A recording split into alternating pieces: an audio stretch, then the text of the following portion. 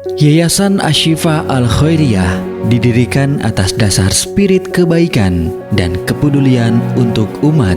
Itu semua tidak terlepas dari peran Ketua Dewan Pembina Yayasan, yaitu Dr. Sulaiman Umar Eskus, yang merupakan warga negara Qatar. Terima kasih banyak. Yayasan Asy-Syifa telah membangun sebanyak 708 masjid dan lebih dari 2.500 sumur air bersih bagi masyarakat, dan mendirikan lembaga pendidikan Islam dari mulai usia dini hingga perguruan tinggi. Dan untuk terus melanjutkan spirit dan kepeduliannya, Yayasan Asy-Syifa Al-Khairiyah membentuk sebuah unit sosial bernama Asy-Syifa Islamic Philanthropy. Memiliki visi menjadi lembaga filantropi yang amanah, profesional, dan bermanfaat untuk umat. AIP memiliki misi meningkatkan kesadaran dan kemauan masyarakat dalam berzakat, infak, sedekah, dan wakaf atau jiswab. Mengembangkan jiswab untuk menunjang kegiatan pendidikan, dakwah, dan sosial. Menumbuhkan kemandirian dan kesejahteraan masyarakat melalui pemberdayaan dan mengoptimalkan wakaf yang terhimpun dalam kegiatan ekonomi dan sosial produktif. Untuk memaksimalkan penyaluran dalam menebar kebaikan, Asy-Syifa Islamic Philanthropy menaungi dua lembaga amal, yaitu Asy-Syifa Peduli dan Badan Wakaf Asy-Syifa.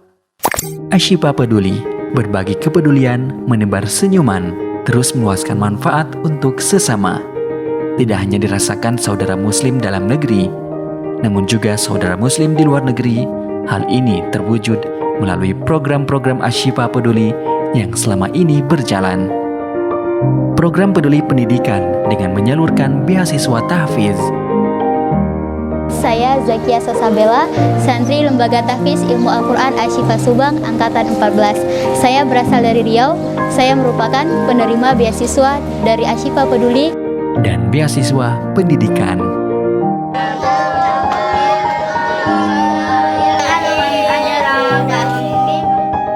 Program peduli sosial kemasyarakatan yang meliputi program keluarga tangguh, yatim bahagia,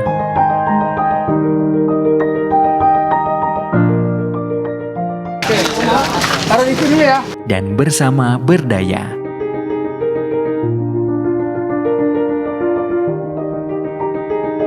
Program peduli dakwah melalui program Inspiring Dai dan program peduli dakwah dengan pembagian kado untuk para dai dan iftar bahagia.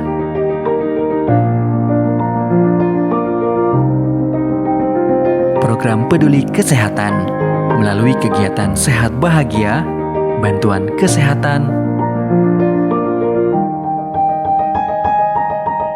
dan khitanan massal.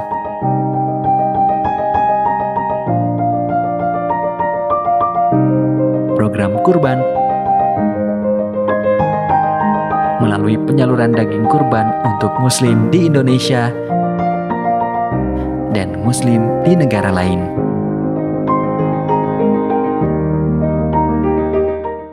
Selain Asy-Syifa Peduli, AIP menaungi Badan Wakaf Asy-Syifa sebagai lembaga pengelolaan dana wakaf.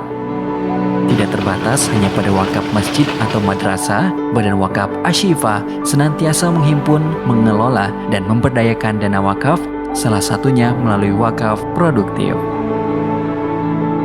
Wakaf produktif yang telah dikelola diantaranya Wakaf Produktif Jamur Tiram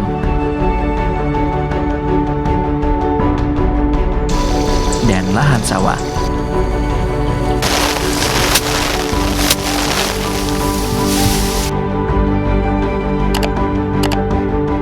Badan Wakaf Asy-Syifa juga telah meluaskan manfaat atas amanah wakaf donatur, diantaranya Wakaf Rumah Quran Asy-Syifa,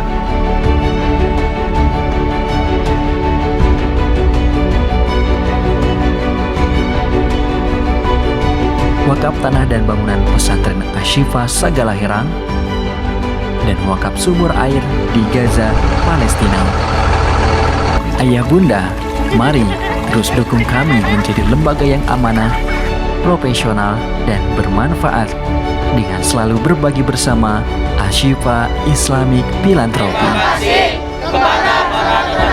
Semoga para donatur senantiasa mendapatkan keberkahan dan kemudahan dalam segala urusannya.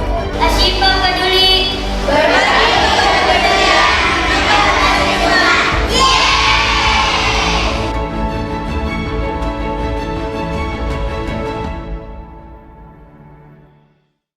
Ustadz-ustadzah sekalian, untuk acara berikutnya, marilah kita simak bersama-sama sambutan dari Ketua JSIT Subang kepada Ustadz Ferry Rustandi. Saya persilahkan. Baik. Bismillahirrahmanirrahim. Alhamdulillahirabbil alamin. Wa bihi nasta'inu ala umuri dunya waddin wa ala alihi wa sahbihi ajmain. Amma ba'du. Wahaikum bi tahiyatal Islam, tahiyatal mubarakah. Assalamualaikum warahmatullahi wabarakatuh.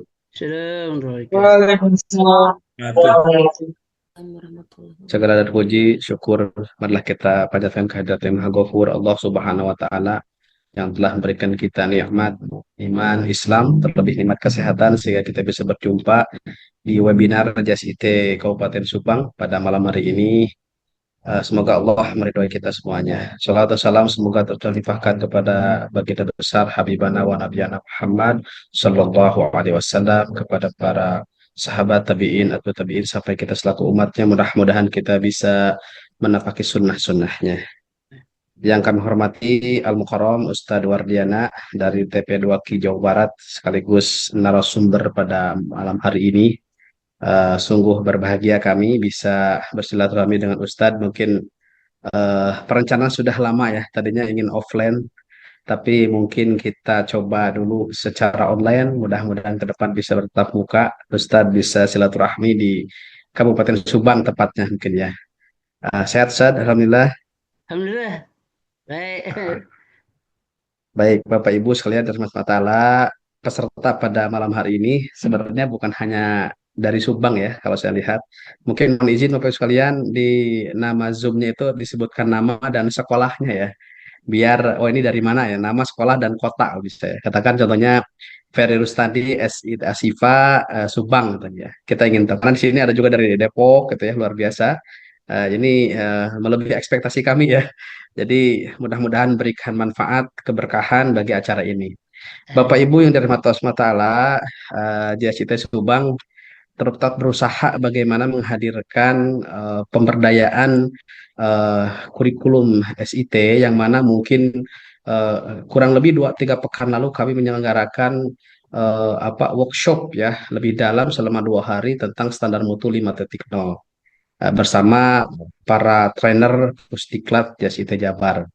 Nah, follow up dari itu mungkin ada request-request yang masuk ke kami bahwa untuk standar mutu Quran mungkin akan kita coba lebih perdalam lagi dengan ahlinya. Kebetulan di Jawa Barat itu ada bidang ya yang namanya TP2Ki, Tim Pengembangan Pendidikan Al-Quran. Nah, oleh karena itu, Bapak Ibu sekalian, mungkin edisi online pada malam hari ini kita akan coba lebih dalam kupas tentang apa itu TP2Ki ya. Terus yang kedua, metode terpadu atau standar mutu pembelajaran Quran itu seperti apa yang terbaru pasca mungkin standar mutu yang sudah direvisi. Nah, Bapak Ibu sekalian, mungkin ada satu pertanyaan yang banyak masuk ke saya, bahwa di sekolah kami sudah menggunakan metode A. Di sekolah kami menggunakan metode berbeda antara satu sekolah dengan yang lain. Nah, ini juga pernah saya sampaikan ke Ustadz Wardiana dulu konsultasi bahwa ya tidak ada masalah ya metodenya apapun. Cuman mungkin nilai-nilai metodologi yang ada di JSIT ya, apalagi ini di apa namanya dibimbing oleh Ustadz Adis Abdul Rauf gitu ya, yang mana pakar metode Quran ya, ini mungkin akan kita gali pada malam hari ini seperti apa. Termasuk Bapak Ibu sekalian, mungkin terutama di sini ada beberapa anggota baru ya SIT Subang, bahwa pembelajaran Al-Quran ini salah satu penciri ya, atau bisa dikatakan pembeda antara IT-nya ya, yang tergabung di JAS IT dengan yang bukan tergabung gitu. Kenapa? Karena mungkin akan beda nanti ya Qurannya seperti apa contohnya. Dalam artian mungkin maksudnya kaidah-kaidahnya, termasuk mungkin rekayasa bagaimana plotting mapelnya dan sebagainya. Tentu di standar mutu 5.0 khusus pembelajaran Al-Quran ini akan dibahas oleh Al-Mukarram yang punya kapasitas lebih ya, sehingga mudah-mudahan Bapak Ibu bisa banyak diskusi nih harapannya Ustaz. Ya, Siap, jadi siap, mungkin siap. diskusinya harapannya lebih banyak karena Bapak Ibu khawatir tentunya di sini juga ada yang beberapa SIT yang secara kurikulum kurikulum Qurannya justru menjadi keunggulan, bahkan mungkin menjadi ciri khas gitu ya. Sehingga harus bisa kita jawab bahwa kurikulum Quran di SIT itu seperti apa gitu ya. Nah, sehingga nanti jelas standarisasinya gitu ya. Jelas katakan bahwa kita menjadi penciri bahwa SIT itu salah satunya adalah kurikulum Al-Qur'an.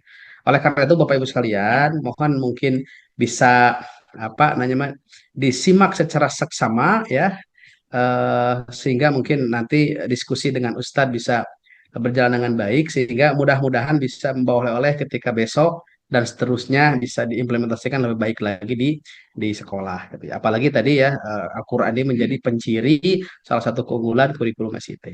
Oleh karena itu maka berbahagia Bapak sekalian bisa bersama Ustadz Wardiana pada malam hari ini. Insya Allah beliau akan banyak memberikan ilmu bagi kita semuanya terutama tentang pembelajaran Al-Quran. Apalagi di sini mungkin sebagian besar adalah Bapak Ibu adalah guru-guru Al-Quran yang mana mungkin expert di bidangnya, tinggal kita bagaimana menyamakan suhu, menyeragamkan semua strategi kita agar Al-Quran ini menjadi kurikulum unggulan kita dan penciri di sekolah Islam terpadu kita. Jazakallah Ustadz atas waktunya yang Alhamdulillah pada malam hari ini bisa silaturahmi dengan guru SIT Jabar terlebih mungkin ya karena ini bukan hanya Subang. Saya lihat di sini ada Alfitrah ya Bandung ya ada Depok Darul Abidin dan sebagainya ini luar biasa ya. Jadi sangat banyak sekali nih. Target kami sebenarnya 20 cukup gitu Ustaz, tapi ini sudah ada 47 gitu ya. Ini luar biasa ya. Alhamdulillah. Mudah-mudahan Bapak sekalian ke depan Jasita Subang berkomitmen ketika mungkin keterbatasan di pelanggaran online secara intens kita menyelenggarakan secara online ya melalui YouTube JCT dan di situ banyak arsip-arsip webinar kami di YouTube itu terkait dengan berbagai tema gitu ya. Jadi silakan bisa subscribe ya, bisa join di YouTube JCT Subang sehingga mungkin banyak ilmu di sana yang kami rekamannya kami tempel. Terlebih kemarin kemarin kita sudah melaunching di website jctsubang.org. Kami melaunching lembaga pelatihan namanya Prima Training and Consulting ya. Jadi di situ sudah siapkan kami para trainer-trainer dalam bidang kepakaran ya, keahlian tertentu sehingga bagi Bapak Ibu SIT mungkin yang ingin bekerja sama atau ingin mungkin melakukan suatu in-house training ya dengan senang hati kami bisa membantunya dan alhamdulillah di pekan-pekan sebelumnya bahkan pekan depan kami juga ada beberapa SIT yang ingin melakukan kerjasama dalam pelaksanaan in-house training. Insya Allah nanti mungkin linknya akan kami share di kolom chat ya, mudah-mudahan bisa berkenalan terkait dengan lembaga Prima ya, Training and Consulting di JCT Subang. Baik, mungkin sekalian biar kita mungkin langsung to the point. Mohon maaf, mungkin saya tidak banyak kalam, walaupun mungkin sudah banyak. Dari itu mungkin jazakallah kepada Ustadz dan dari saya cukup sekian. Assalamualaikum warahmatullahi wabarakatuh. Assalamualaikum. Baik, Waalaikumsalam warahmatullahi wabarakatuh. Jazakallah kepada Ustadz Ferry Rustandi atas sambutan dan arahannya. Jadi sebagaimana yang dijelaskan, acara ini merupakan salah satu program rutin yang diselenggarakan oleh JSIT Kabupaten Subang dalam rangka atau sebagai bentuk pelayanan kepada sekolah anggota terutama di JSIT Kabupaten Subang. Jadi insya Allah ke depan juga kita akan melaksanakan berbagai pelatihan, baik itu yang diselenggarakan secara online ataupun offline. Tentunya pelatihan-pelatihan ini didasarkan pada kebutuhan sekolah ya. Jadi insya Allah ke depan kita juga akan melaksanakan kegiatan-kegiatan dengan tema yang lainnya sebagaimana dibutuhkan oleh pihak sekolah.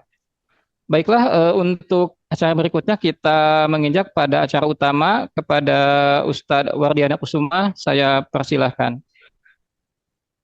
Bismillahirrahmanirrahim. Assalamualaikum warahmatullahi wabarakatuh. Waalaikumsalam. Waalaikumsalam warahmatullahi wabarakatuh. Innal hamdalillah nahmaduhu wa nasta'inuhu wa nastaghfiruh wa na'udzu billahi min sururi anfusina wa min sayyiati a'malina may yahdihillahu fala mudilla lahu wa may yudlil fala hadiya lahu.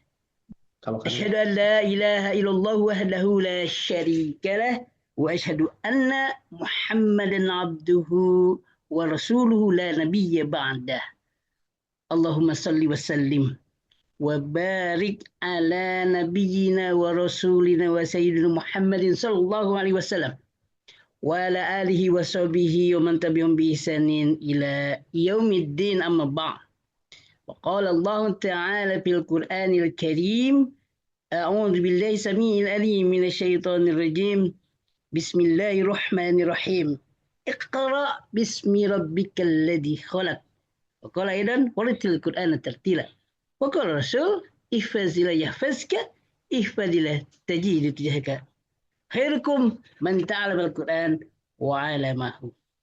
Baik, Alhamdulillah, bersyukur kepada Allah kita dipertemukan di media Zoom di webinar Korda Subang yang luar biasa. Memang undangannya sampai ke koperasi masalahnya. Koperasi kan nasional, kalau teman-teman se-Indonesia itu pengen bisa ngeklik gitu. Tapi memang satu keniscayaan gitu. Ilman waruhan yang lahir di UP2Ki itu bendaharnya kiai-kiai kita. Bendaharnya adalah ustadzah kita yang luar biasa yang sudah menekuni Al-Quran. Gitu. Adapun metodologinya tidak terlalu banyak secara metodologi pembelajaran dalam bentuk pengajaran. Tapi yang luar biasa adalah ruhannya. Yang luar biasa ruhannya. Baik, terima kasih kepada teman-teman, para guru yang sudah mensupport pengurus Korda Subang yang dipimpin oleh Ustadz Peri, kemudian MC Ustadz Ramdan.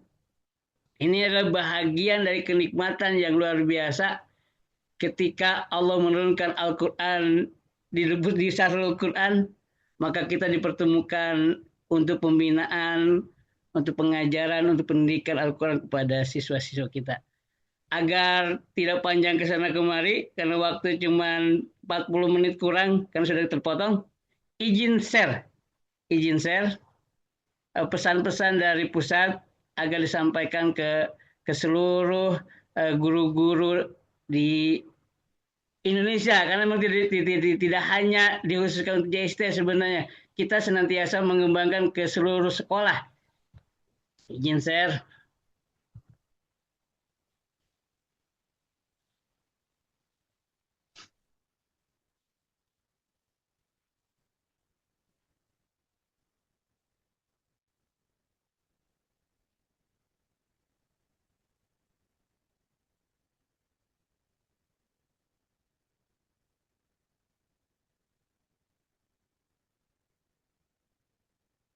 Ustadz Ramdan sudah terlihat? Sudah jelas Ustadz, sudah. Baik. Ini pesan-pesan dari BP2Ki JST. Kami selaku jajaran di wilayah Jawa Barat akan menyampaikan hasil sosialisasi dan training di pusat. Standar mutu kekhasan. Agak ketutup. SIT edisi kelima. Dikhususkan di mata pelajaran Al-Quran. Ini yang menyampaikan kemarin di pusat adalah Ustadzah Anis Hoirnisa, SSI, Ketua BP2Ki JSIT. Beliau yang senantiasa menggawangin untuk perkembangan pembelajaran Al-Quran. Ini wajahnya.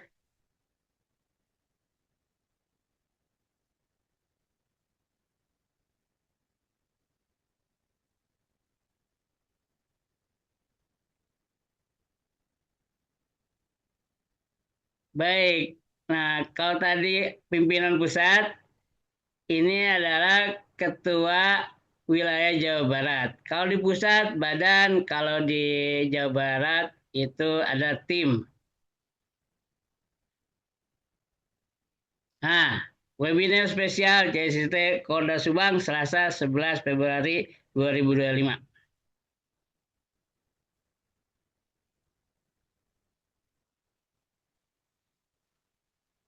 Nah, tujuan sosialisasi. Setiap sekolah, setiap guru berkomitmen untuk mengimplementasikan standar isi kekhasan Al-Quran.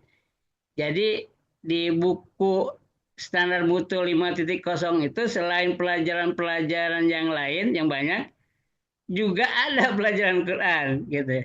Kemudian keduanya merancang program pembelajaran Al-Quran, kemudian mengimplementasikan standar isi muatan lokal mata pelajaran Al-Quran.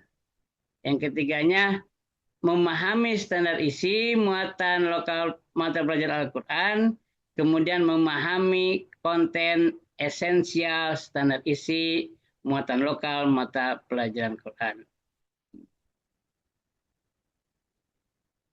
Nah, BP2KSIT adalah Badan Pengembangan Pendidikan Al-Quran Sekolah Islam Terpadu.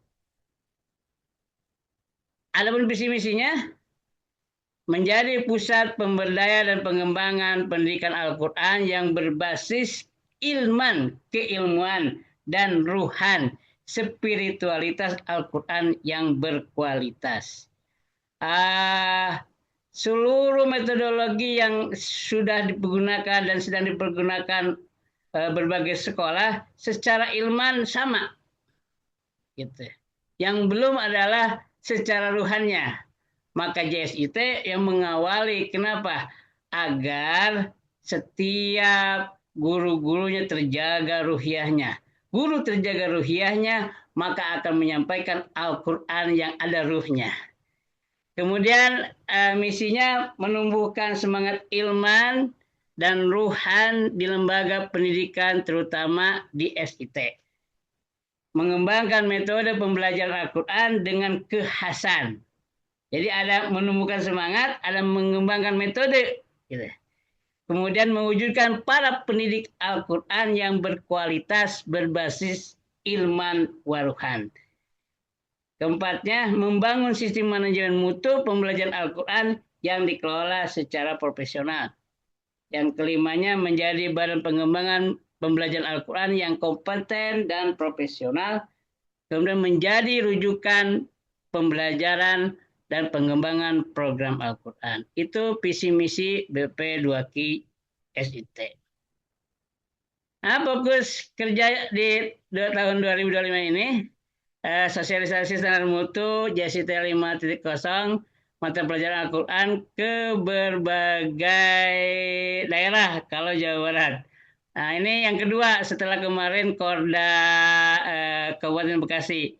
Tanggal 15 Korda Kota Bekasi offline.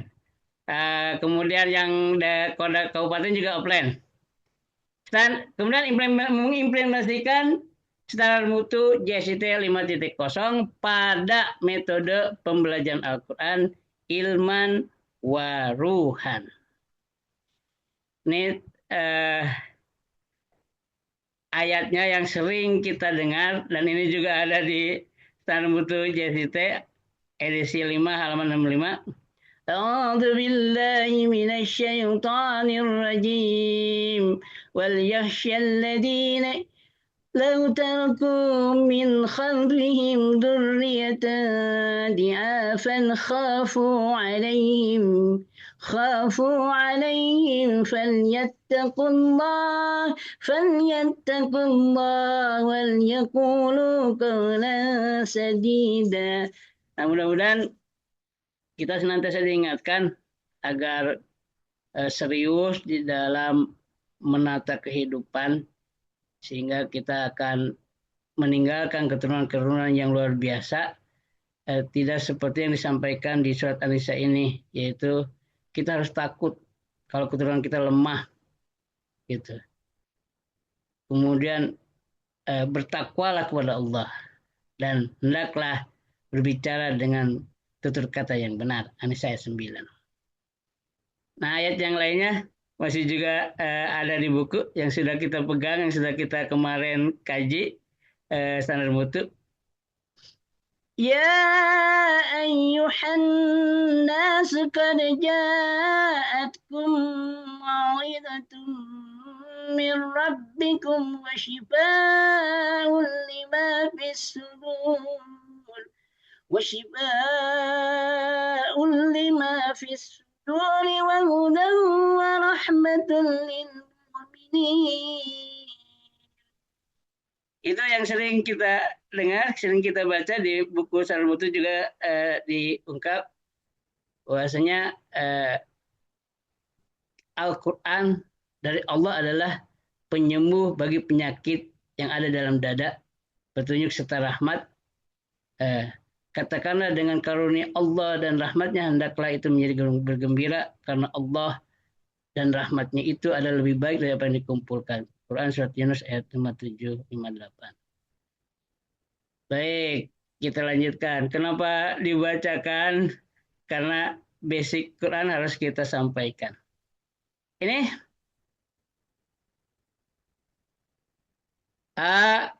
berbicara tentang standar mutu, berbicara tentang JSIT, maka visi misinya sudah jelas, menjadi penggerak dan pemberdayaan sekolah Islam untuk kejayaan Indonesia. Gitu. Dengan apa? Dengan bentuk generasi unggul. Generasi unggul adalah generasi Qurani, itu sudah kita sepakati. Berikutnya,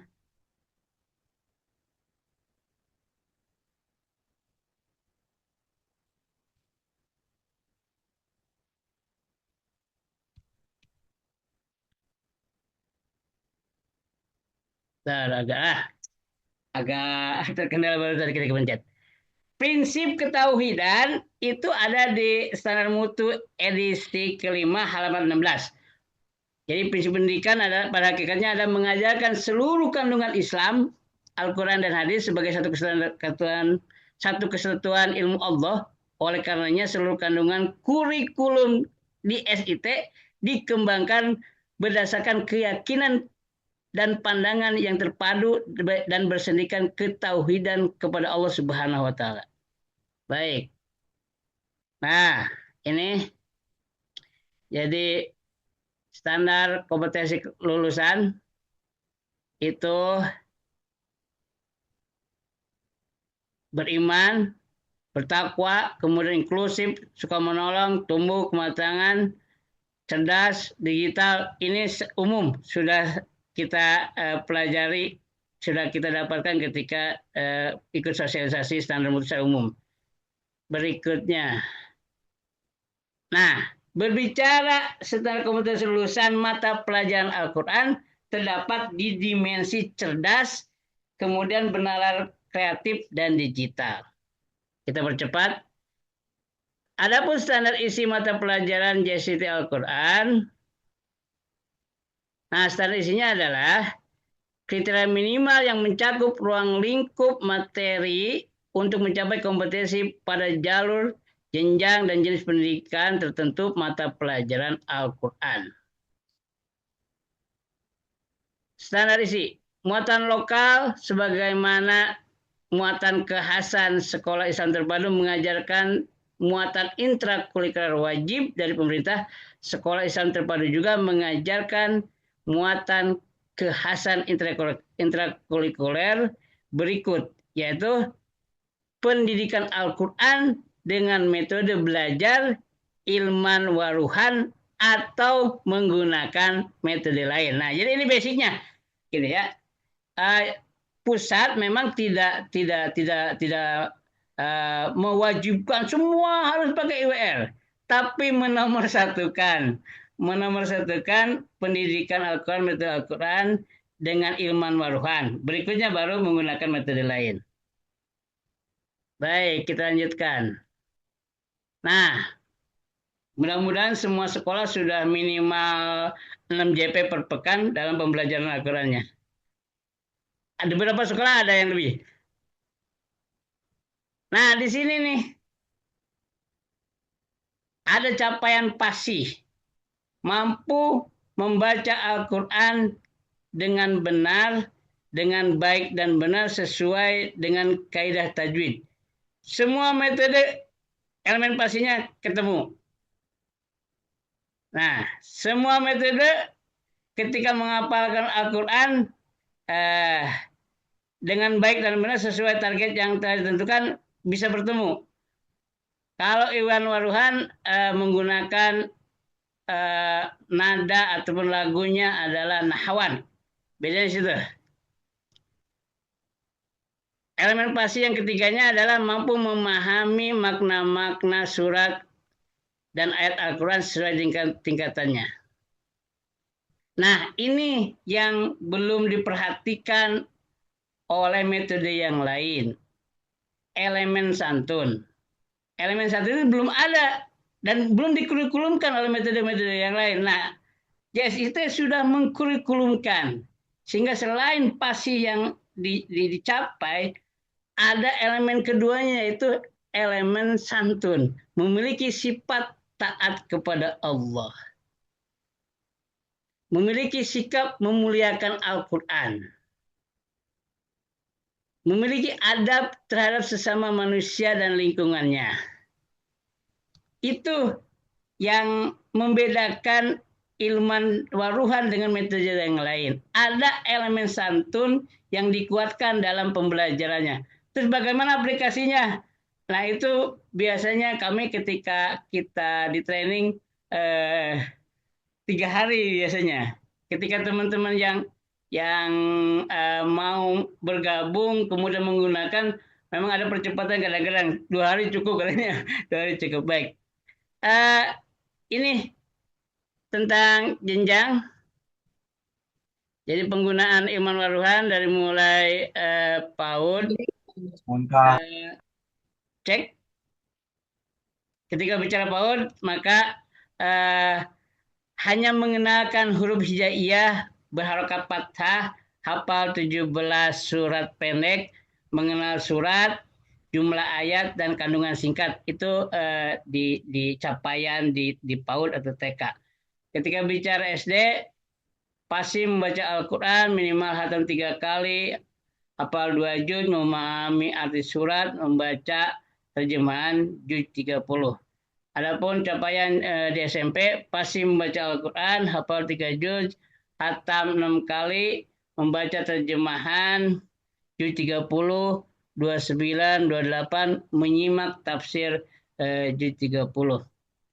Yang di SMA capaiannya adalah pasti membaca Al-Quran, hafal 4 juz, hatam 9 kali, membaca terjemahan juz 27 dan 28, menyimak tafsir juz 29 dan 28. Ini yang dicanangkan di JSIT yang digawangi oleh BP2Ki, capaian-capaian tiap-tiap tingkatan sekolah. Ini tadi penjelasannya. Jenjang target masing-masing jenjang.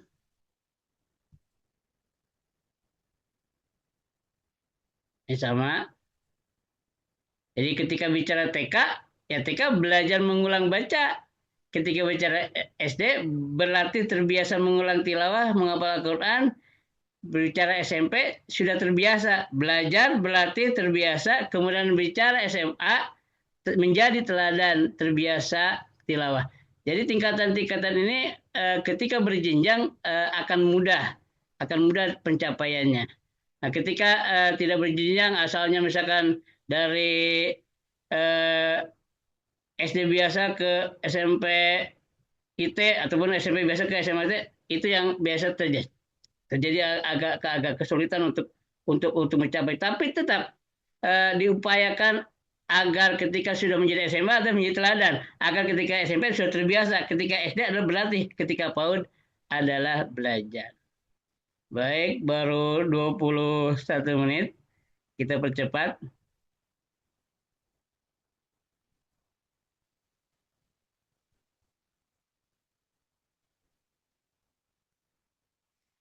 Baik, inilah capaian yang harus kita pahami bersama-sama ketika kita ingin sukses, maka buat anak senang belajar Al-Quran dengan kita. Nabi Muhammad SAW memberikan satu pembelajaran, satu tauladan yang luar biasa. Sehingga sekaliber Abu Jahal, Abu Lahab itu walaupun kafir, tapi ketika Rasulullah SAW membacakan Al-Quran, mereka merindukan bacaan Rasulullah SAW. Nah, buatlah anak-anak kita itu senang ketika belajar Al-Quran dengan kita. Kemudian berikan bekalan sekaligus teladan. Karena terkadang ada guru yang dalam tanda petik tidak segagah Rasul ketika menyampaikan. Maka jadilah seganteng Rasulullah SAW. Jadilah secantik para ummul mukminin ketika menyampaikan Al-Quran. Maka akan memunculkan anak-anak yang luar biasa, siswa-siswa yang luar biasa. Kemudian jadikan sekolah tempat yang dirindukan. Maka akan muncul bahagia bersama Al-Quran. Baik.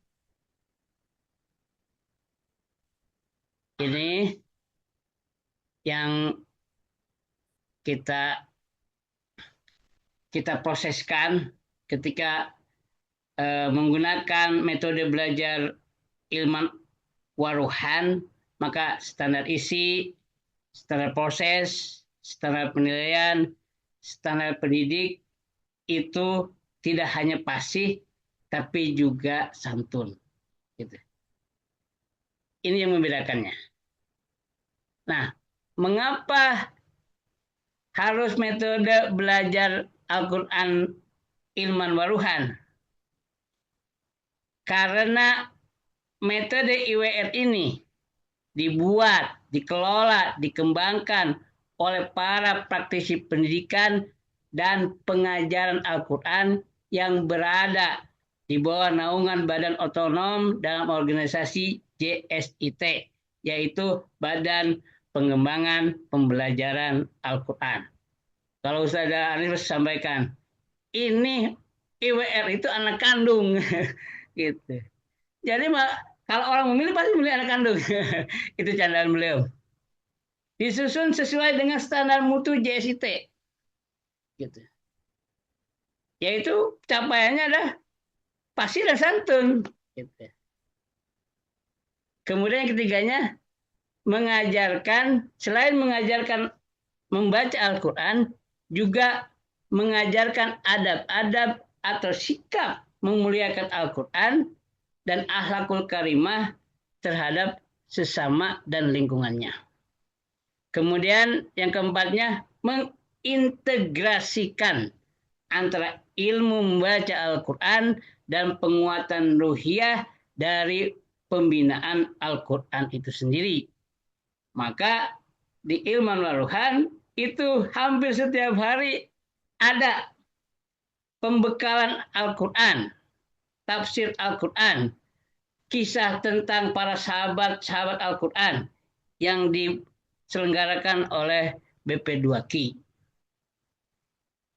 Kemudian memiliki perangkat administrasi yang lengkap, mulai dari administrasi perencanaan, pelaksanaan, evaluasi, dan penilaian, pelaporan, serta pengembangan. Yang keenam, memiliki jilid-jilid yang digunakan mulai dari jenjang SD, TK, SD, SMP, SMA, juga dapat digunakan di masyarakat umum seperti lembaga Al-Quran. Yang ketujuhnya adalah terdapat program pembinaan ruhiyah guru yang intensif dan ada beberapa pilihan sampai ada mukhayam Quran.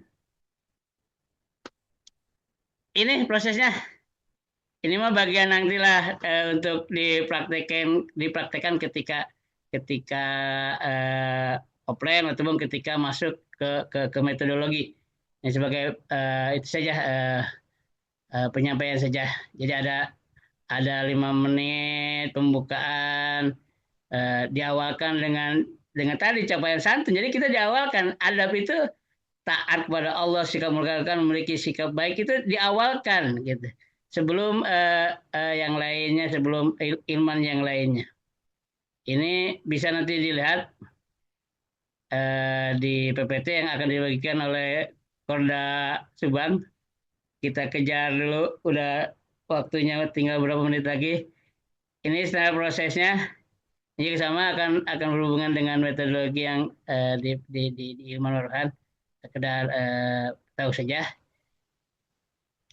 Nah, standar kompetensi guru profesional. Pertama, bersertifikat metodologi belajar Al-Quran Ilman Waruhan. Ini sudah keniscayaan. Setiap pembelajaran Al-Quran dengan berbagai metode pasti harus punya sertifikatnya. Jangan mengajar tapi nggak punya sertifikatnya. Kemudian bersertifikat standar bacaan, kemudian memiliki hafalan 5 juz ketika bicara guru Quran. Standar kompetensi guru secara pedagogis adalah guru mampu merancang, melaksanakan, dan mengevaluasi pembelajaran, kemudian memahami psikologi perkembangan anak. Ini standar kompetensi pendidik, taat kepada Allah, memulakan Al-Quran, bisa nanti senantiasa dibacakan, karena memang berbicara Al-Quran ya hubungan dengan Allahnya harus kuat. Berbicara Al-Quran ya pastikan qiyamul tidak terlewat. Berbicara Al-Quran maka guru tidak boleh berhenti menuntut ilmu. Berbicara memulakan Al-Quran maka guru harus terdepan dalam melaksanakan adab Al-Quran, karena siswa akan senantiasa melihat gurunya.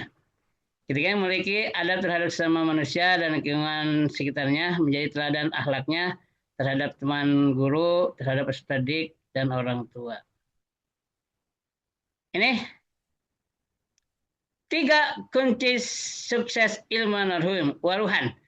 Terstruktur, diajarkan oleh guru yang tersertifikasi Ilman Waruhan, melibatkan orang tua dalam proses murojaah capaian Al-Quran di rumah, memiliki alokasi waktu jumlah tatap muka minimal 6 jam pelajaran, teratur dilakukan dengan tahapan belajar metode Ilman Waruhan per kelompok maksimal 10 sampai 12. Mudah-mudahan bisa dilaksanakan. Di beberapa sekolah memang kekurangan guru dalam pelaksananya. Terukur, targetnya terukur, kemudian menggunakan prinsip total mastery learning, belajar tuntas.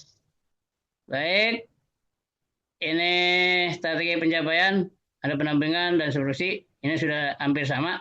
Nah, bedanya di sini pembinaan guru Ilman Waruhan, gitu ya.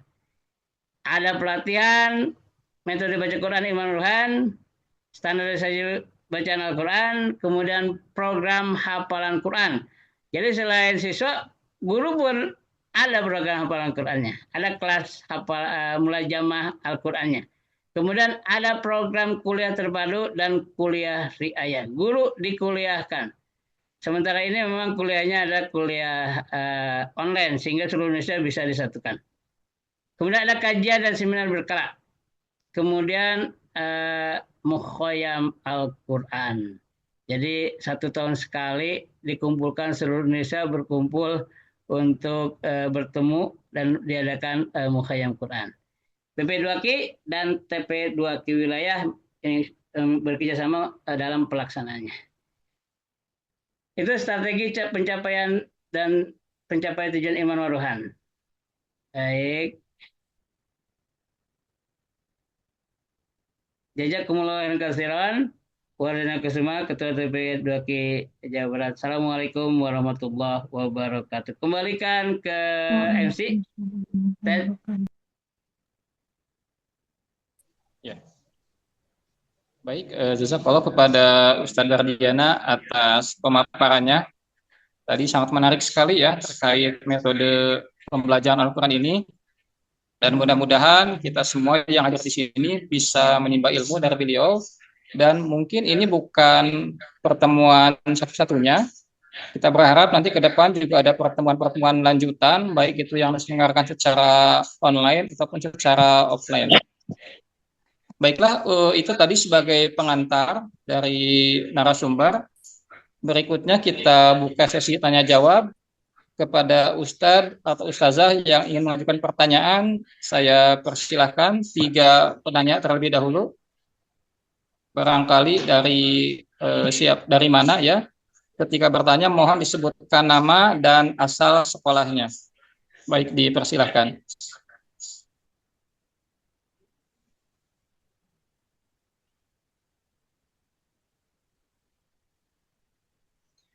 Baru satu-satu.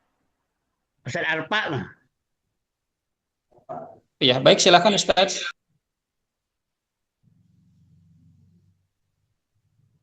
Baik, Ustadz Arfa dipersilahkan.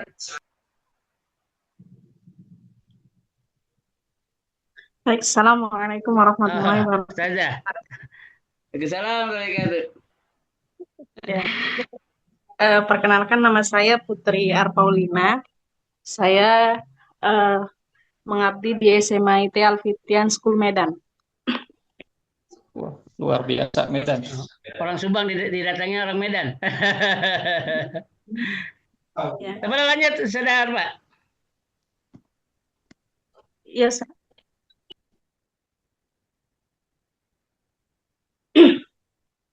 izin bertanya, Ustaz. Ya. Saya sudah mengabdi sebagai guru Quran kurang lebih 5 tahun. Dan saya di sekolah SMA IT Alfitian School Medan ini ada program pembelajaran Al-Quran takhusus dan reguler. Nah, di tahun ini alhamdulillah kita sudah melaksanakan pembelajaran sesuai dengan ilman waruhan.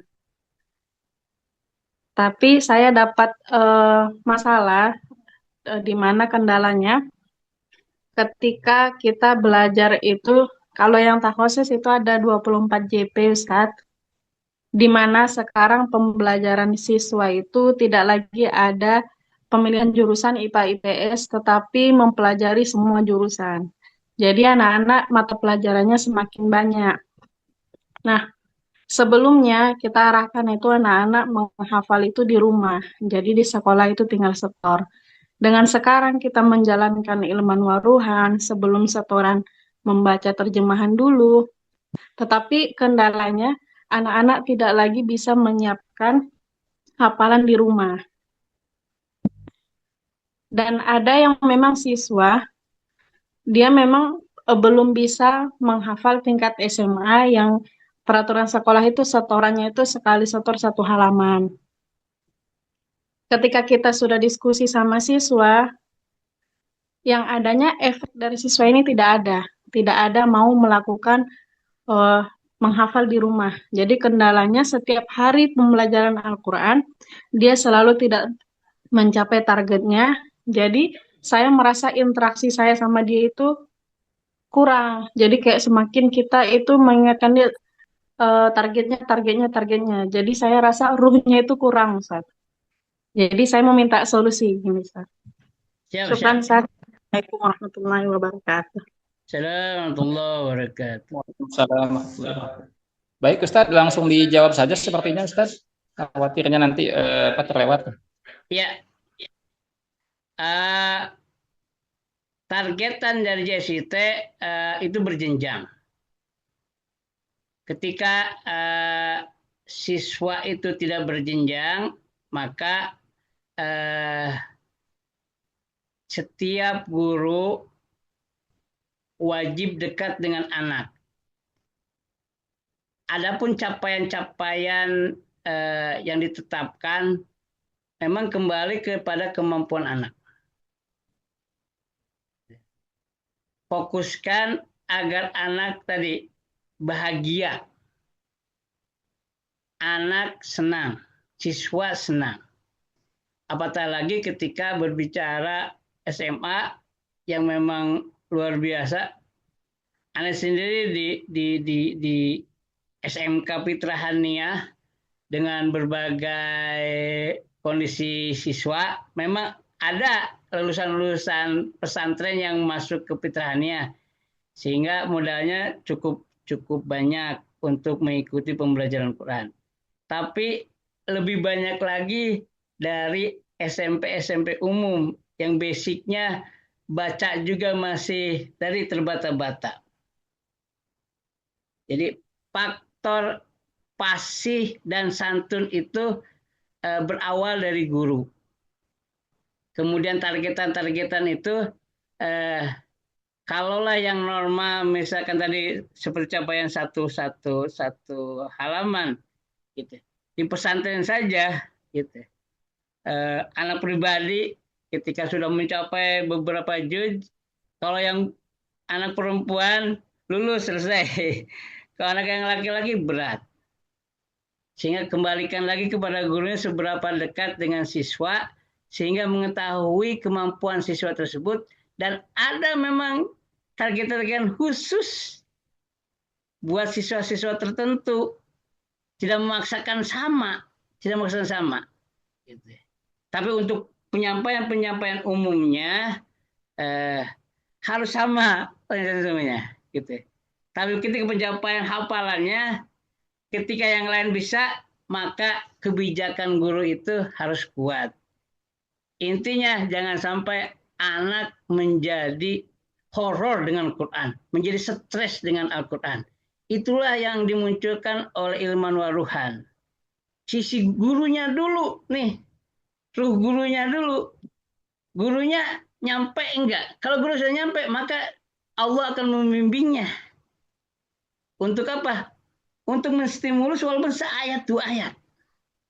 Capaian yang lain berayat-ayat, siswa ini mah spesial. Tapi mudah-mudahan ketika sentuhan-sentuhannya membuat bahagia, maka boleh jadi ketika sekolah pencapaiannya tidak begitu maksimal, tapi setelah sekolah bisa lebih soleh daripada yang pencapaiannya luar biasa. Itu akan terbuktikan ketika apa? Ketika gurunya yang super spiritualitasnya terjaga ruhiyahnya. Itu mungkin saudara Pak sedikit pencerahan secara umumnya. Kalau prakteknya ibu yang lebih paham, karena ibu yang mengetahui anak-anak. Gitu. Tapi secara umum memang hampir sama, apalagi anak laki-laki. Gitu. Anak yang sering berinteraksi dengan SMK Fitrania yang laki-laki, gitu. Memang capaiannya ada yang capai, cuma lebih banyak tidak. Jadi kalau presentasinya gitu, kalau bisa presentasinya, itu lebih banyak yang tidak mencapai. Kenapa? Karena saking beratnya di zaman sekarang. Tapi semakin ikhlas, ruhannya itu dikuatkan saja.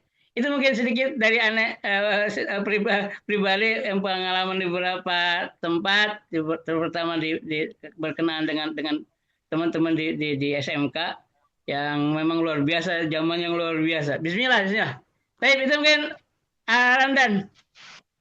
Ya, baik Ustaz, jazakallah atas jawabannya. Mudah-mudahan tadi memberikan secerca gambaran ya terkait betapa besarnya tantangan bagi para guru Quran ketika melaksanakan tugas-tugasnya di zaman sekarang ya. Tapi insya Allah ketika spiritual kitanya sebagai pendidik bagus, maka mudah-mudahan ketika kita mengajarkan Al-Quran kepada anak juga diberikan kemudahan oleh Allah Subhanahu Wa Taala. Baik, berikutnya kepada Ustadz atau saudara sekalian yang masih ingin mengajukan pertanyaan, saya persilahkan penanya kedua. Ustadz izin bertanya. Oh, boleh silakan Ustazah, sebutkan nama dan asal sekolah. Saya Rani dari SD Quran Al-Bayan, Subang, Ustaz. Izin bertanya Ustadz, saya itu memegang anak yang inklusi Ustadz. Jadi ada keterbatasan gitu. Nah, kan tentunya berbeda ya Ustadz mengajarkan dengan anak yang sudah terbiasa gitu.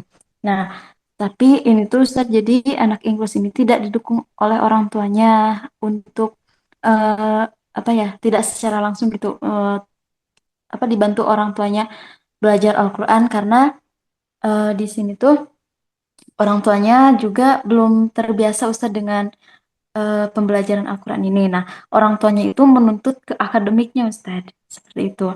Nah, bagaimana cara memahamkan biar anak itu tuh semakin meningkat gitu Ustadz pembelajaran Al-Qurannya, namun tidak terkekang oleh orang tuanya yang harus ke akademiknya Ustadz. Seperti itu mungkin Ustadz.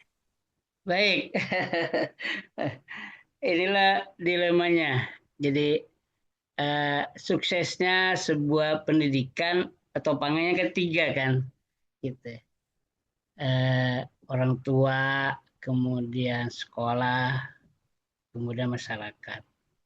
Sehingga kalau tiga ini luar biasa, maka akan munculkan lulusan yang luar biasa.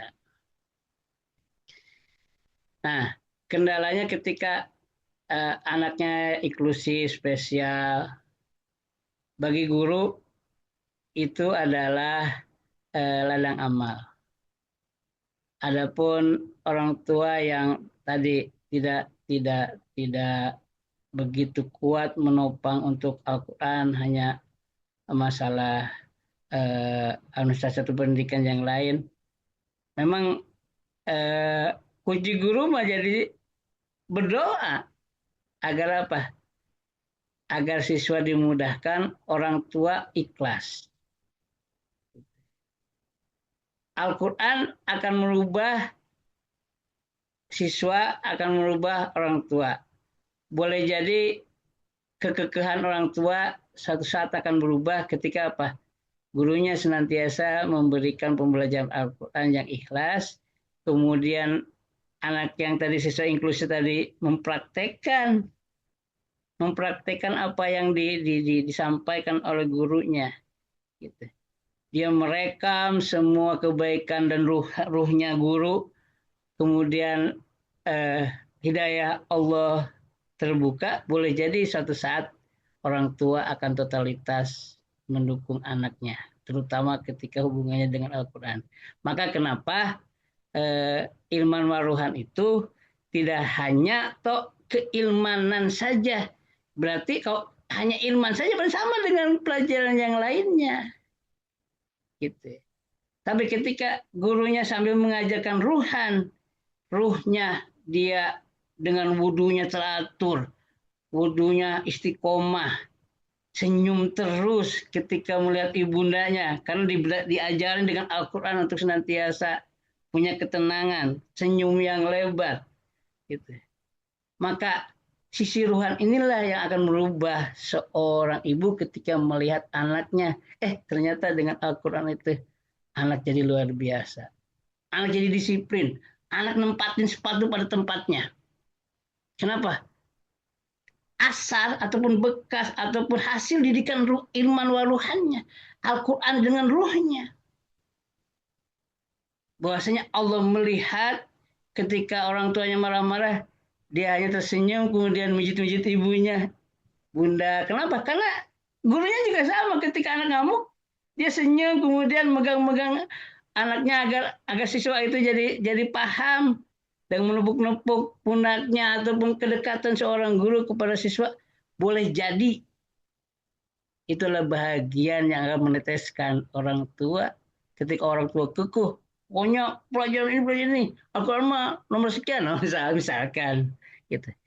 Baik, itu mungkin saudara nih sedikit pengalaman, karena kita juga sering bersedih kalau ketemu dengan siswa yang tadi spesial, kemudian orang tuanya tidak totalitas, kita juga sedih. Tapi yakin, itu adalah titipan Allah kepada sekolah ibu, kepada ibu sendiri yang menanganinya. Dan ikhlaslah, keikhlasan itu akan membuahkan hasil yang kadang-kadang kita tidak menduganya secepat apa. Begitu, Ustaz Dandan. Ya, baik. Jazakallah Ustaz atas jawabannya. Berikutnya Ustazah Siti Rohimat, dipersilahkan untuk mengajukan pertanyaan. Assalamualaikum warahmatullahi wabarakatuh. Waalaikumsalam warahmatullahi wabarakatuh.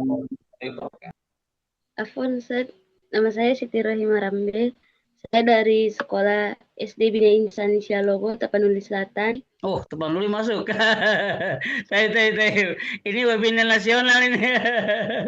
Pada, silakan. Di sekolah saya itu, Ustaz, kan saya guru baru di sana, Ustaz. Jadi saya nggak mengajarin mereka makhrajul huruf dari awal. Jadi pas saya masuk itu, standar bacaannya mereka beda sama saya, Ustaz. Tidak sesuai gitu, Ustaz. Jadi saya Or- mau minta solusi sama Ustadz, gimana cara mengatasinya? Soalnya anak-anaknya sudah ada yang hafal 2 juz, 3 juz begitu Ustadz. Udah pernah saya terapkan Ustadz untuk sebelum terhafalan mereka setor bacaan dulu untuk perbaikan kan Ustadz. Tapi anak-anaknya belum bisa Ustadz menyesuaikannya. Siap. Itu aja? Ya Ustadz, terima kasih Ustadz. Ya, Ustazah Siti. SD mengenalkan huruf, kan? Nah, kita lihat dulu. Jadi berbicara targetan PAUD belajar, SD berlatih, SMP terbiasa, SMA teladan. Ustazah Siti, itu SMP Iya. apa SMA? Apa SD? SD Ustadz. Baik. Kalau Ustazah Siti sering tadribat itu di bukunya Daurah Quran Ustaz Abdul Aziz Abdul Rauf itu ada. Dan itu memang standar beberapa buku tajwid termasuk yang dipraktekkan di Timur Tengah. Gitu. Yang a i u ba u an ani a na minal mu'nima i an ani a babi bu bab buban bani babna minal mubani mabiban bani ba. Nah, ini pembelajaran yang secara tidak langsung sudah mempraktekkan makhrajul huruf, mempraktekkan sifatul huruf, juga mempraktekkan tajwid. Ketika tanwin ketemu huruf ijhar maka jadi jelas. Ketika tanwin ketemu huruf ba itu jadi iklan. Babi mubab tatitu tatuta. Nah, yang membahagiakan ini harus diawalkan. Gitu. Jadi ibu jangan terfokus di kesalahan murid, tapi fokus solusi bagaimana siswa diajak untuk menikmati setiap huruf. Gitu. Sambil nanti ibu kasih video-video yang lucu-lucu lah tentang makhrajul huruf sehingga anak itu tidak boring gitu. Kan ada banyak macamnya lah ketika bicara tentang pembelajaran makhrajul huruf dan sifat huruf itu ada banyak di YouTube ataupun di beberapa sumber-sumber yang lain. Tapi memang anak sekarang itu senangnya ngelihat film. Nah, video-video YouTube itu cukup untuk membantu. Kemudian bentuk grup-grup, Bu. Jadi Ustazah Siti lihat tuh grup-grup di grouping mana yang paling bagus tajwidnya, kemudian yang menengah, kemudian yang low, kalau bahasa low, nanti yang sering dikasih tugas ataupun membacakan ataupun mencontohkan adalah teman-teman yang di atas. Itu bagian juga untuk apa? Untuk membantu semangat gitu ya. Jadi pembelajaran mah akan mudah ketika setiap guru tadi ruhannya dulu dah. Ruhan guru Quran itu harus kenceng, karena kalau udah kenceng maka dia punya trik-trik yang nggak ada di tempat lain. Kenapa? Setiap anak itu punya keunikan sendiri gitu. Kalau si A ini diajarin begini sudah oke, tapi yang satunya lagi ribet nih, agak sulit. Nah, mudah-mudahan ketika Ustazah Siti senantiasa mengkomunikasikan kepada Allah, maka ada sentuhan-sentuhan ruhiyah yang membuat percepatan makhraj huruf dan sifat huruf siswa itu menjadi luar biasa. Tapi diawali tadi gurunya asah ruhiyahnya di hadapan Allah. Kemudian tadi pola ataupun bentuk ataupun cara nanti Allah akan berikan, termasuk yang tadi tadribat itu jadikan satu pembiasaan. Aneh itu 5 menit lah kalau mau cepat, tapi kalau mau lama bisa lebih. Untuk apa? Memposisikan. Kita cuma ketika membaca samakan. Karena apa? Anak itu ngelihat lah, dengan melihat ibu itu anak, wah ibu sendiri ini kurang nih, nanti akan lebih sensitif anak itu ketika apa? Ketika kita salah, gitu. Ketika kita salah. Nah, sebelum itu terjadi, maka kuatkanlah ruhiyah kita sehingga melihat anak bukan salahnya, tapi bagaimana cara agar anak lebih baik lagi, agar anak berubah. Nah, positif-positif itu yang harus dikeluarkan, kemudian berikan metode-metode yang membahagiakan. Ya, itu mungkin Siti. Seakan-akan kita memudahkan, tapi itulah kenyataannya. Bahwasanya Quran itu mudah. Karena itu jaminan dari Allah. Al-Quran itu mudah. Walaqad yassarna al-Qur'ana lidzikri fahal mudzakir. Baik, itu ya saudara.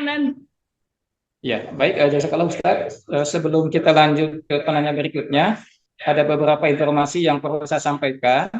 Yang pertama, untuk slide presentasi acara ini, insya Allah nanti akan di-share di grup. Kemudian yang kedua, untuk webinar ini juga ada rekamannya, akan kami upload ke YouTube JST Subang dan akan di-share nanti linknya. Dan yang ketiga, Ustaz-Ustaz sekalian mohon untuk mengisi daftar hadir untuk keperluan sertifikat. Ya, ya. Baik, berikutnya kepada Ustaz Muhammad Zulkifli, saya persilakan untuk mengajukan pertanyaan. Syukran jazakallah Ustaz. Bismillah. Assalamualaikum warahmatullahi wabarakatuh. Assalamualaikum warahmatullahi wabarakatuh. Perkenalkan Ustaz, saya Muhammad Zulkifli Abdul Muthalib dari SMP IT Bina Insan Kota Parepare, Sulawesi Selatan Ustaz. Wow, Parepare, Sulawesi Selatan. Webinar nasional. Kemana Ustaz? Saya ingin minta pandangan atau pendapat Ustaz soal masalah. Kami di sana sudah menjalankan juga metode ilmu ruhan. Saya di sana mengabdi di SMP IT itu sudah 2 tahun, kurang lebih 2 tahun. Nah, di sekolah kami itu kami membagi kami klasifikasikan jadi 3 kelas untuk siswa-siswi kami. Ya, jadi ada kelompok tinggi, kemudian ada kelompok yang menengah, dan ada kelompok yang rendah atau yang bawah. Nah, sedangkan di kelompok tinggi itu misalkan diberikan target sekitar satu pertemuan itu 6 baris sampai 7 baris lah. Kemudian untuk kelompok menengahnya itu dikasih target sebanyak 4 baris sampai 5 baris. Nah, sedangkan di kelompok rendah itu biasa dikasih target sebanyak 3 atau 2 baris. Nah, yang ingin saya tanyakan Ustaz, anak-anak tuh kadang kalau dikasih target begitu, ini apa? Jangankan yang tinggi, yang dikasih target itu kelompok tinggi itu yang 6 baris itu, saya yang sebagai pembimbing di kelompok rendah tuh, yang hanya 2 baris saja itu Ustaz, kadang agak susah Ustaz, karena memang anak-anak yang di kelompok saya itu agak apa ya? Kayak macam agak overaktif sekali Ustaz. Bisa dibilang kayak nakal lah. Nah, iya, saya kadang putar pikiran terus setiap sudah mengajar, pasti evaluasi diri lagi, gimana lagi caranya supaya bisa mengambil hatinya anak-anak ini untuk tanamkan bahwasanya menghafal itu mudah, dan menghafal itu jangan dijadikan sebagai sebagai horor begitu Ustaz. Nah, apakah benarkah seperti itu? Maksudnya enggak apa-apa jika itu Ustaz, kalau misalkan kita klasifikasikan anak-anak seperti itu. Iya, karena setiap anak itu beda-beda ininya Ustaz, beda-beda beda-beda cara menghafalnya mereka juga beda. Tangkap ingatannya juga mereka berbeda, jadi kami klasifikasikan Ustaz. Siap. Iya. Mungkin itu saja Ustaz. Insyaallah. Baik, itu SD, SMP, atau SMK? SMP Ustaz. SMP ya? Ya, dari SMP. Baik. Banyak metode agar anak itu menjadi gembira, menjadi senang di dalam tahfidz. Pertamanya memang pastikan anak tilawahnya sudah fasih. Ya, itu satu kepastian. Kalau tadi Bu Siti dan tanda petik, Bu Siti apa sih, Bu Rani dan tanda petik agak kesulitan tuh, memang wajib itu. Namanya tahsin itu wajib didahulukan sampai ketemu anak-anak dia punya nada dengan tajwid yang benar. Ini syarat pertama tuh. Jadi Ustaz Zulkifli perhatikan tuh, siapa yang kurang. Nah, walaupun dia cepat, perbaiki tuh. Kenapa? Karena akan kesulitan ketika memperbaiki hafalan yang dia bacanya belum standar. Itu kunci pertama. Nah, kunci pertama ini ketika anak sudah punya tajwid yang benar, maka ada nada yang dia sukai. Gitu. Bicara irama bisa lagu ada 7. Kalau Ilman Waruhan memang ditetapkan dengan nahawan. Tapi jangan melarang anak dengan yang lain ketika anak saya dengan nada ini lebih mudah, nggak apa-apa. Gitu. Berarti bisa saja justru dengan nada yang lain itu bisa jadi. Ya, ketika dalam tahfidz gitu, Imam Marwan menyarankan tadi nahawan, tapi kan secara umum Nabi memberikan 7 irama. Nah, anak-anak itu disuruh nyari dah, dicari gitu. Tapi basic tadi, basic doa dan Al-Fatihahnya, nahawannya jangan hilang. Ya, basicnya jangan hilang. Karena itu kan awal pembukaan. A'udzu billahi minasyaitonir rajim. Allahumma inni abduk. Itu jangan hilang. Ataupun ya ketika teman-teman ada penambahan dengan nada-nada sika, dengan nada-nada yang saya senangnya dengan irama ini, saya ini. Nah, itu jangan dilarang. Agar apa? Agar pencapaiannya dapat. Gitu. Kalau sudah melarang biasanya anak menutup diri. Kalau menutup diri ribet untuk membukanya lagi. Nah, itu kedua. Yang ketiganya, ikutkan dalam lomba. Ikutkan dalam lomba. Kalau lomba di resmi belum ada, lomba per kelas. Lomba per kelas sudah ada, lomba per sekolah.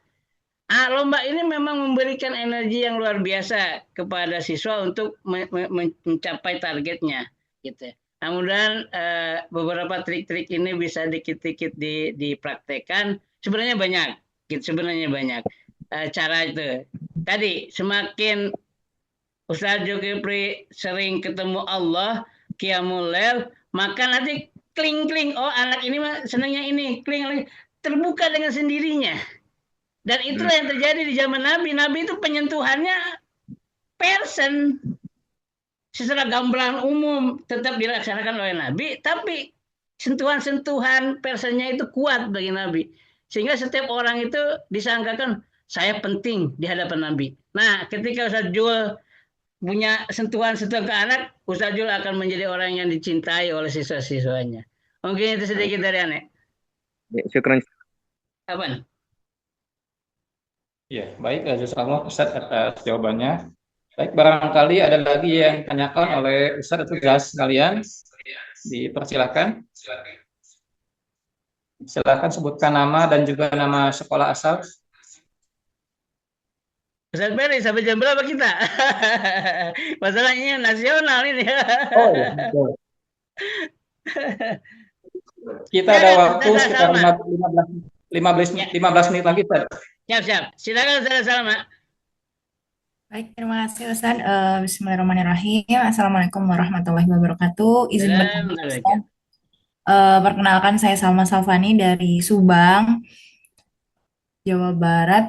Mau nanya ini Ustadz, minta pandangannya menurut Ustadz bagaimana waktu efektif untuk menghafal di sela-sela pembelajaran, misalkan kayak 2 jam sekali, misalkan jam 8, terus belajar seperti biasa, terus nanti jam 10 ada lagi tuh ngaji gitu kan. Terus udah gitu udah asar jam 1-an misalkan nanti ada lagi gitu kan. Terus belajar lagi nanti di akhir setelah asar ada lagi. Nah, apakah menurut Ustadz metode seperti itu lebih efektif atau tidak gitu? Atau mungkin ada saran mungkin dari Ustadz sendiri mengenai waktu efektif gitu untuk menghafal Al-Quran gitu. Apakah kan kadang suka ada ya Ustadz ya yang di sekolah tuh yang ya udah cuman abis subuh sama abis maghrib misalnya kalau yang mondok ya Ustaz ya itu doang, 2 waktu itu doang. Nah, tapi kalau ini tuh di sela-sela pembelajaran umum gitu Ustaz. Nah, menurut Ustaz itu seperti apa ya? Itu paling Ustaz, terima kasih sebelumnya. Wassalamualaikum warahmatullahi wabarakatuh. Assalamualaikum warahmatullahi wabarakatuh. Ustazah siapa tadi? Lupa. Salma, Ustazah Salma. Ustazah Salma SMP, SD apa SMA? SMP dan SMA Ustaz. SMP, SMA. Baik. Ini paling dalam tanda petik luar biasa. SMP kita beberapa kali ketemu SMP karena di Pitana juga ada SMP. Apalagi yang laki-laki karena kita seringnya ketemu dengan BP laki-laki. Maka BPI bagian untuk menguatkan Al-Quran. PAI juga. Kemudian habituasi. Jadi habituasi memang di awal dengan Asmaul Husna, kemudian doa dan sebagainya. Kemudian hari Jumat Al-Kahfi. Kemudian kadang-kadang di siang hari itu sambil nunggu teman-teman yang lain ngumpul, ada yang membacakan ataupun ada yang menyeting di Al-Qur'annya. Itu metode ataupun di akhir gitu ketika mau dikumpulkan. Intinya guru wajib punya riwayat Al-Qur'an. Kalau dalam medis mah kartu apa gitu ya. Sehingga bila setiap guru itu punya catatan-catatan terhadap siswanya dan catatan-catatan itu disampaikan kepada Allah, metode-metode adalah kebijakan sekolah, adalah kebijakan yang diramut oleh guru Quran, disampaikan oleh koordinator Quran kepada kepala sekolah menetapkan. Semakin terkondisikan di sekolah semakin bagus. Gitu. Tapi tetap kuncinya masih tetap catatan-catatan guru terhadap murid itu adalah kunci suksesnya. Gitu. Ketika setiap guru sudah punya catatan itu, kemudian menyampaikan kepada Allah, gitu, maka semuanya pasti ada sedikit keunikan, agak sedikit berbeda. Gitu. Kelas bersama tetap tadi disampaikan adalah kebijakan yang sudah ditetapkan oleh sekolah. Awal, kemudian zuhur, kemudian asar sebelum pulang, itu bisa dilaksanakan. Daya tarik guru, gitu. Semakin guru itu memperlihatkan keilmanan yang ruhan, gitu, maka setiap bacaannya akan menembus kepada siswa-siswanya. Gitu. Makanya inilah yang membedakan IWR dengan metode lain. Tidak hanya semata-mata mengejar capaian-capaian dan ilmannya, tapi ruhannya dulu, dekat sama Allahnya dulu. Kita mengenal Allahnya dulu. Sehingga waktu itu bagi yang sudah kenal dengan Allah jadi banyak. Mau jam segini buka Quran, mau jam segini, itu jadi otomatis bagi setiap siswa yang sudah terketuk hatinya karena pengen dekat dengan Allah. Nah, itu hanya bisa dilakukan oleh guru-guru yang memang sudah menyediakan dan mengabdikan dirinya untuk mengajarkan Al-Quran, untuk menjadi seorang yang terbaik. Khairukum man ta'allama al-Quran wa 'allamahu. Jadi senyumnya itu karena memang senyum Quran. Gitu. Dia ngingetin Quran. Nah, kalau ada guru begitu kepada muridnya, muridnya pun akan malu ngeliat guru itu. Wah, Al-Quran berjalan tuh, seperti yang disampaikan oleh Sayyidah Aisyah ketika ditanya, Rasulullah apa sih? Bagaimana sih gambaran Rasul? Kan Al-Quran. Ini yang ingin dicapai oleh Ilman Waruhan, mengajarkan anak-anak karena hulukul Quran. Gitu. Awalnya apa? Gurunya.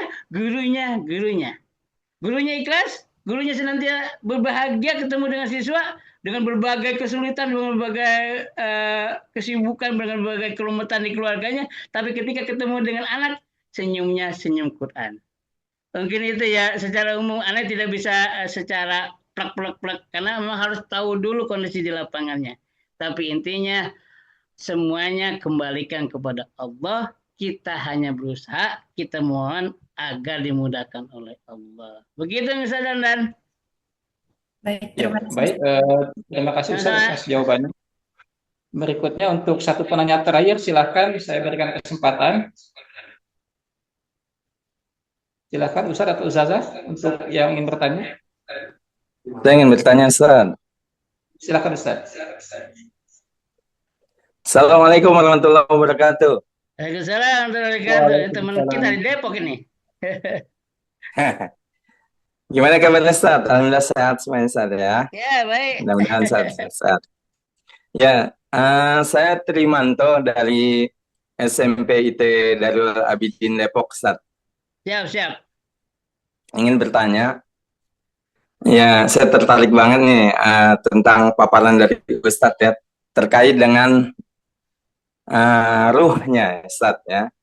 Nah, kalau sebagai seorang guru, pasti kita menginginkan target anak-anak itu tercapai, Ustadz. Betul, Ustadz ya? Siap.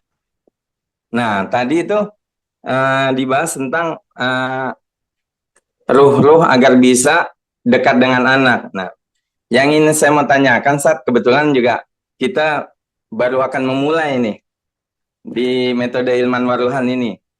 Nah, target apa saja nih, Ustadz, buat seorang guru agar mendapatkan ruh, ya, agar mendapatkan ruh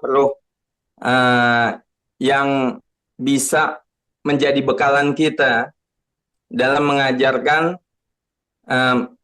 Al-Quran ini kepada siswa-siswa kita, Ustadz. Kan kalau di target-target buat siswa kita kan memang sudah kita rancang segala macam. Nah, ini buat target gurunya nih, Ustadz, buat kitanya, bekalan kita, Ustadz.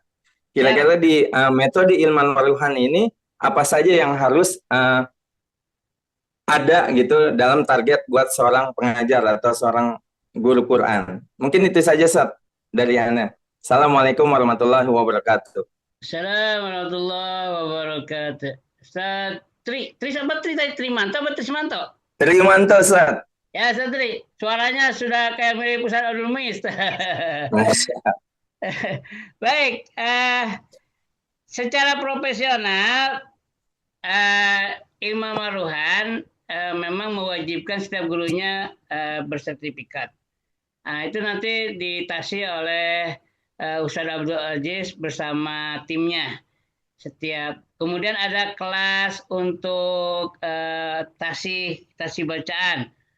Dulu itu sampai 3 bulan apa berapa ya pembelajarannya untuk guru Quran itu. Jadi diperbaiki. Kemudian berbicara secara ilmannya ya. Jadi di Ilman Waruhan itu ada training untuk guru, kemudian pentasihan, kemudian penjagaan dan penambahan hafalan. Jadi ada kelas-kelas yang dibuka untuk guru Quran, sehingga kita dikejar oleh tim Quran BP2Q untuk mulajamah gitu. Ada yang sampai targetan sebelum setahun itu bisa sampai beberapa juz, belasan juz gitu. Sehingga ketemu ke Mukhayam itu sudah tinggal duduk kemudian menyampaikan. Ada. Nah, kelas-kelas ini yang akan memberikan satu contoh kepada murid bahwasanya bukan terpaksa, tapi memang cinta. Kita menambah itu karena cinta. Nah, ini nih yang jadi membedakan guru dengan cinta dengan guru target. Ini guru target dan guru cinta. Guru cinta dia akan senantiasa menemukan bagaimana memotivasi dirinya dan memotivasi muridnya, siswanya, gitu. Nah, diawali dari tadi ketaatan kepada Allah. Karena Al-Quran itu kalamullah. Jadi siapapun yang ditempelin Quran berarti Allah ridho, Al-Quran memilihnya. Nah, kebahagiaan ini harus diberikan kepada murid-murid yang lain. Jadi guru Quran 5 juz itu minimal menjadi satu targetan minimal gitu. Nah, yang 5 juz ini dinikmatin. Sehingga kalau seorang guru Quran itu menikmati 5 juz itu, boleh jadi anaknya 10 juz atau 15 juz. Kenapa? Termotivasi dari gurunya yang menikmati bacaannya, menikmati hafalannya. Sehingga salah satu irama yang harus dikembangkan adalah nahawan. Gitu.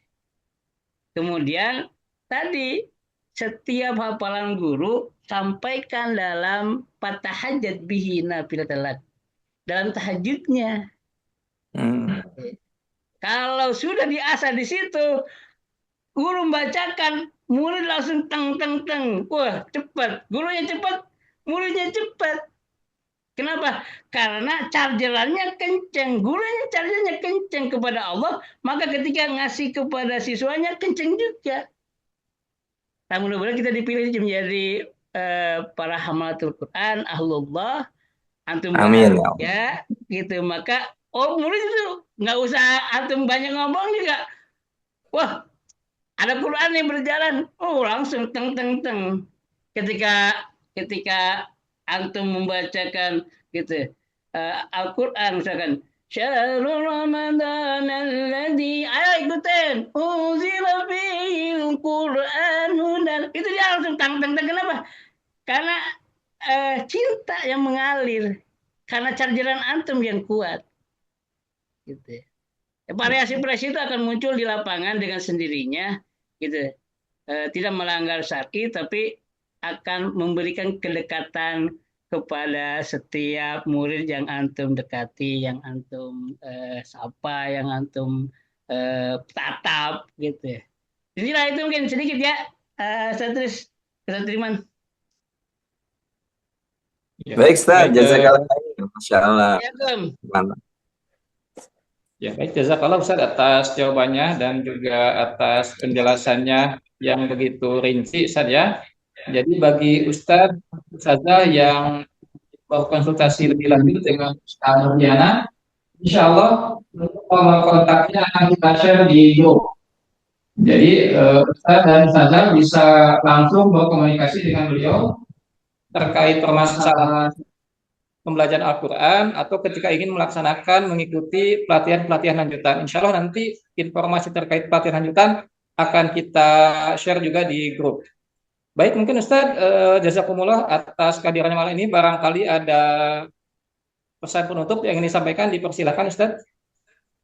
Baik, pesan dari Allah agar kita senantiasa takwa kepada Allah, karena ini kuncinya.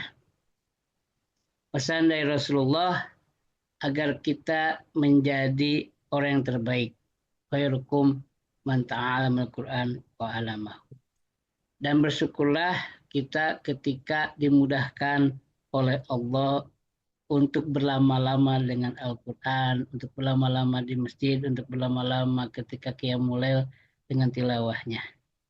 Mungkin itu yang Anda sampaikan. Assalamualaikum warahmatullahi wabarakatuh. Waalaikumsalam warahmatullahi wabarakatuh. Baik, Ustaz sekalian, sekali lagi saya ucapkan jazakumullah atas kehadiran Ustaz dan Ustazah sekalian dalam acara webinar ini.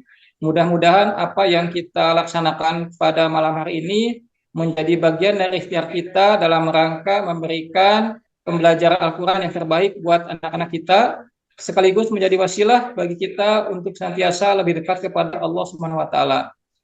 Baiklah, untuk berikutnya kita tutup saja pertemuan ini dengan bacaan Alhamdulillah Rabbil Alamin. Istighfar. Kita atur majelis.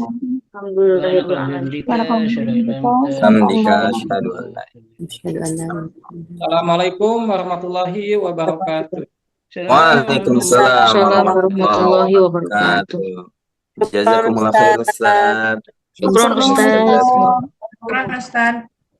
Assalamualaikum. Salam. Syukron Ustaz Wardiana. Assalamualaikum. Baik. Sehat terus, Ustaz. Alhamdulillah, Pak Tri. Insyaallah. Allah Ustaz. Salam. Assalamualaikum. Assalamualaikum. Salam. Assalamualaikum Ustaz Jazakillah. Wa iyyakum.